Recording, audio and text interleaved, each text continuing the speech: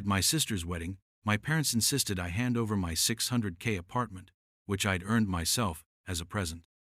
When I refused, my father lost control, grabbed the glass vase, and hit me so hard I collapsed and was rushed to the hospital. But then my sister's groom revealed a secret that turned my parents' lives upside down. You know those picture-perfect families you see in Christmas cards? Yeah, that wasn't us. I'm Emily Johnson, the practical older sister who always played by the rules. Growing up in suburban Chicago, my parents made it crystal clear that my younger sister Melissa was the golden child. While she got dance lessons and summer camps, I got lectures about saving for college and being responsible. Funny how life works, those lectures actually stuck with me. After graduating, I landed a job at a tech firm in Boston.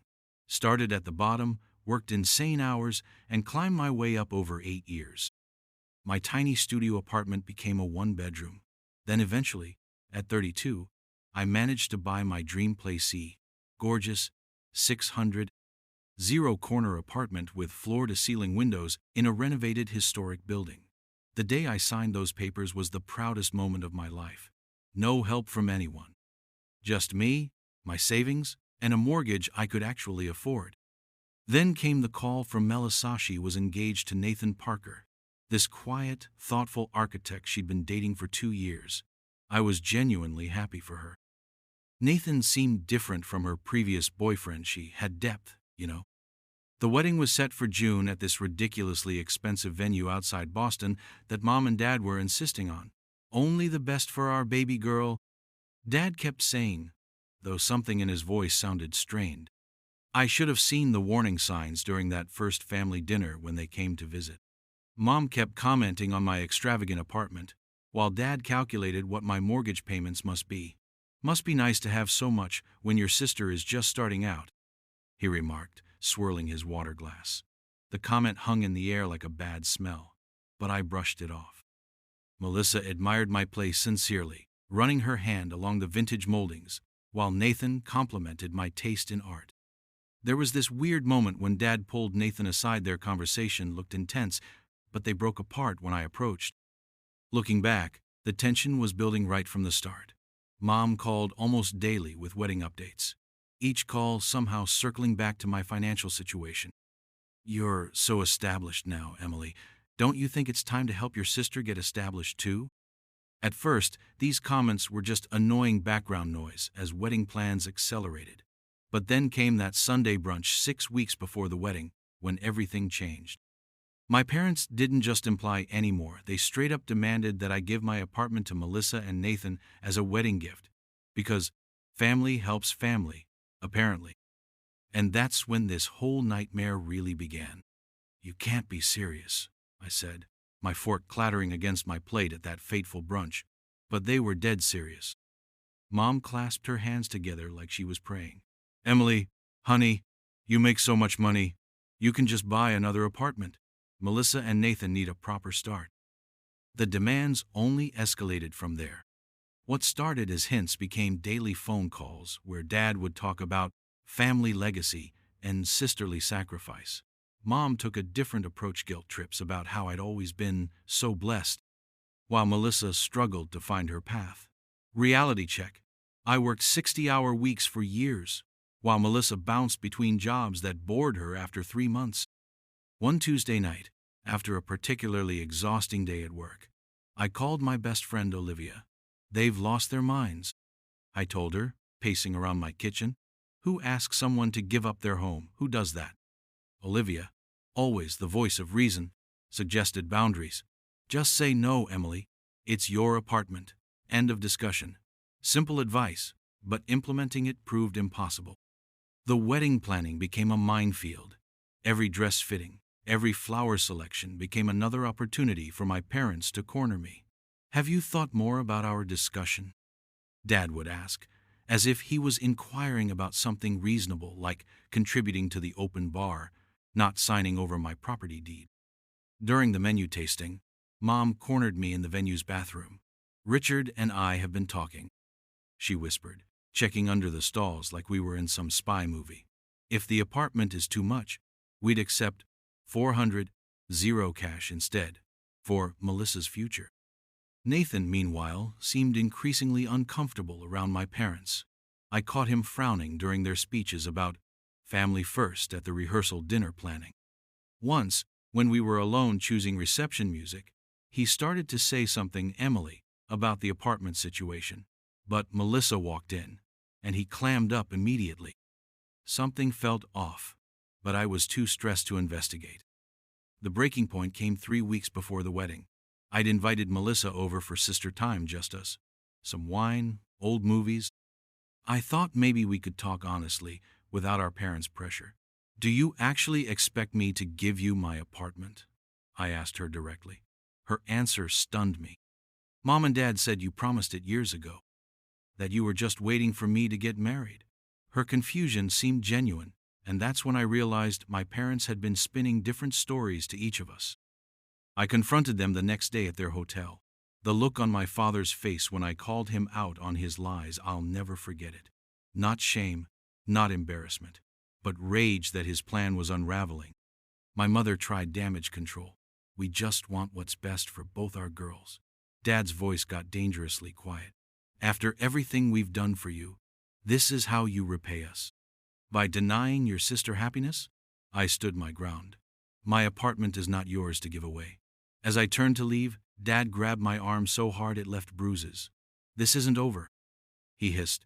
"You'll do what's right for this family, one way or another." The morning of Melissa's wedding arrived with perfect weather and a knot in my stomach the size of Massachusetts. I'd barely slept, my conversation with Dad replaying on loop. The bridal suite buzzed with activity hairstylists, makeup artists, Melissa's college friends taking selfies. Mom fluttered around, micromanaging everyone while shooting me these loaded glances that made my skin crawl. "You look beautiful," I told Melissa truthfully, as she stood in her gown. Despite everything, I loved my sister. This wasn't her fault, not entirely. She squeezed my hand, whispering, "Thanks for being here." There was something in her eyes, uncertainty, guilt, that made me wonder what conversations had happened without me. The ceremony went off without a hitch. Nathan looked at Melissa like she hung the moon, his vows making even the photographer tear up. For a brief, shining moment, I forgot about the apartment drama. This was about love, not real estate. But that bubble burst the second we hit the reception. Dad cornered me by the bar during cocktail hour, champagne in hand but stone-cold sober. "I've prepared the paperwork," he said casually, like he was discussing the weather. "You can sign it after the speeches." When I stared at him blankly, he pulled folded documents from his inside jacket pocket. Actual property transfer papers. He'd brought legal documents to his daughter's wedding. "This is insane," I hissed, conscious of nearby guests. "I'm not signing anything." He leaned closer, his cologne suffocating. "Yes, you are. Your mother and I have decided. We've already told Melissa and Nathan it's happening." That's when I noticed Mom leading the happy couple toward us, champagne flutes in hand, a triumphant smile plastered on her face. "Emily has wonderful news," Dad announced as they approached. The small circle of guests nearby quieted, sensing an announcement. My heart hammered against my ribs. "Tell them, Emily. Tell your sister about her wedding present." Maybe it was the weeks of pressure.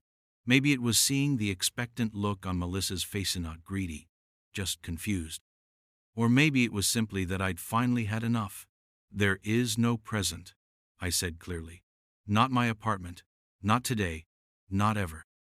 The silence that followed felt endless. Mom's smile froze, then cracked. Dad's face flushed dark red, starting at his neck and creeping upward like rising floodwater. "Don't make a scene," he warned through clenched teeth. Nathan stepped forward, concern etched on his face. "Richard, maybe we should." It happened so fast.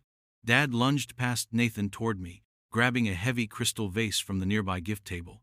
"After everything we've done for you," he roared, and swung. I remember thinking how strange it was to see the vase moving toward me in slow motion, water and flowers suspended mid-air. Then pain. Blinding, white-hot pain at my temple. Screams erupted around us as I stumbled backward. My vision tunneled, darkening at the edges. The last thing I saw before collapsing was Nathan's horrified face as he lunged toward me, and Melissa's makeup-streaked face, her hands covering her mouth in shock. I woke briefly in the ambulance. The paramedic's voice far away. "Stay with us, ma'am." Wedding guests in formal wear clustered at the venue entrance, phones out, recording everything. How quickly a celebration turns to spectacle, then darkness again, the wail of sirens following me into unconsciousness. Beeping machines dragged me back to consciousness. My head throbbed like someone had taken a jackhammer to my skull, and opening my eyes sent shards of pain through my brain. Hospital, white walls, IV drip. The memories rushed back. Dad, the vase, blood on the reception hall floor. "She's awake," someone said. A nurse moved into view, followed by a doctor introducing himself as Dr. Williams. "Concussion," he explained. 12 stitches. They were keeping me overnight for observation. I nodded, immediately regretting the movement. The doctor mentioned police officers waiting to speak with me. Assault charges. The word hung in the sterile air between us. Hours blurred together, police questions, pain medication, fitful sleep interrupted by vital sign checks. I woke once to find Olivia slumped in the visitor's chair, still in her bridesmaid dress. Mascara tracked down her cheeks. "Your parents are in the waiting room," she whispered.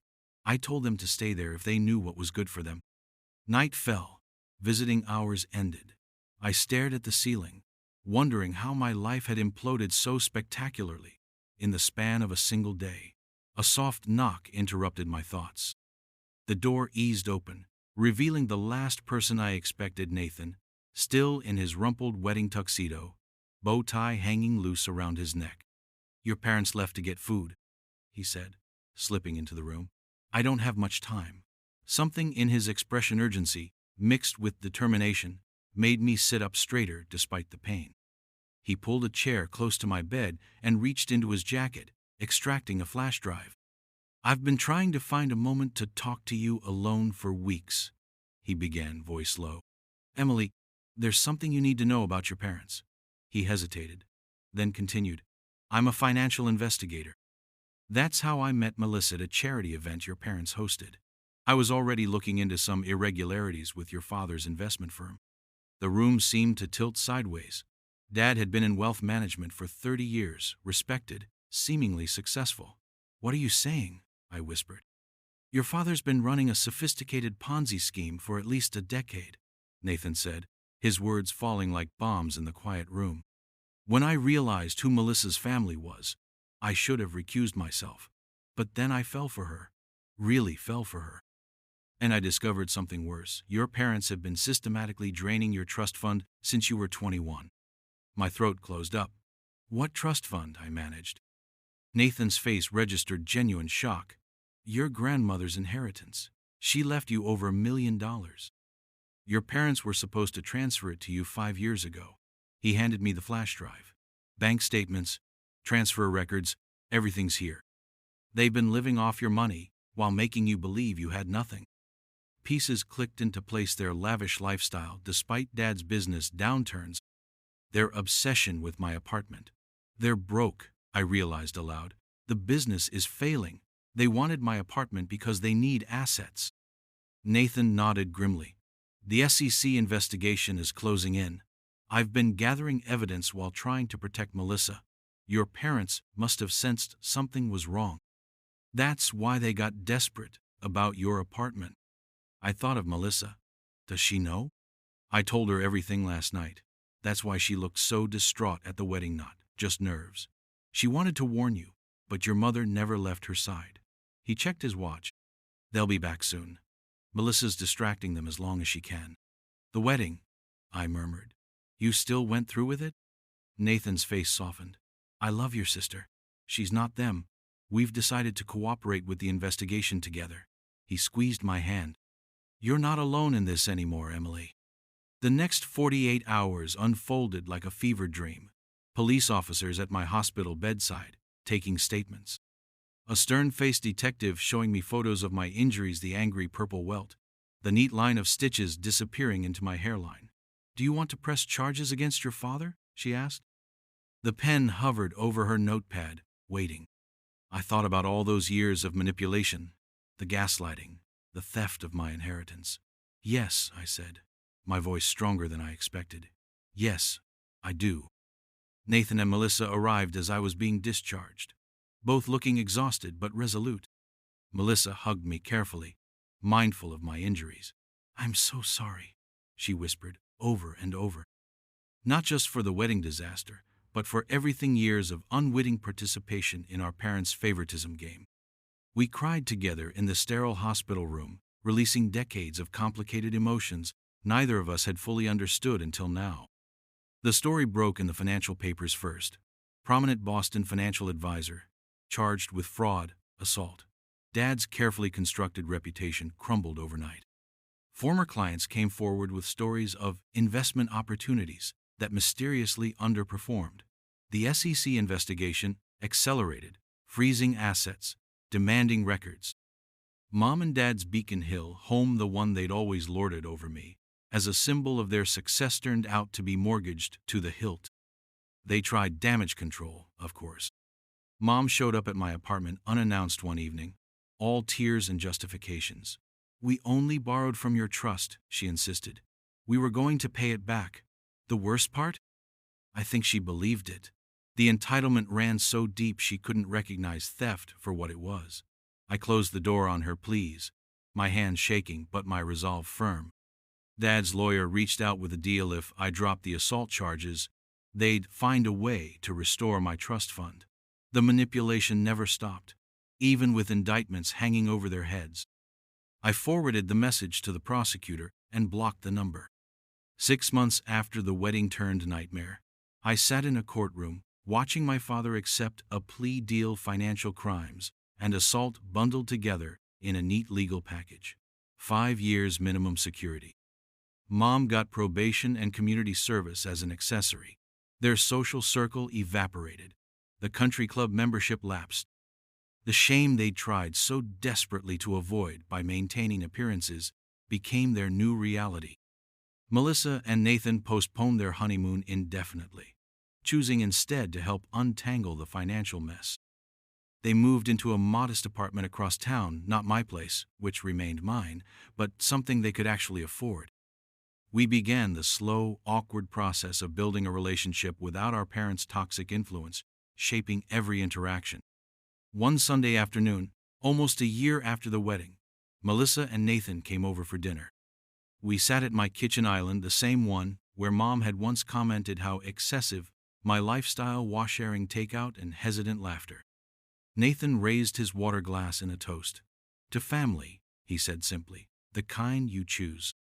Looking at Demi's sister, learning to be honest, her husband who chose justice over comfort, I felt something shift inside me. The anger wasn't gone, might never completely vanish. But alongside it grew something unexpected. Gratitude. Not for what happened, but for the clarity it brought. Sometimes it takes losing the family you thought you had to find the family you deserve. As for my apartment with those floor-to-ceiling windows, I still wake up every morning and feel that surge of pride. Not just because it's mine, but because defending it taught me what I'm made of. Some boundaries, once drawn, change everything.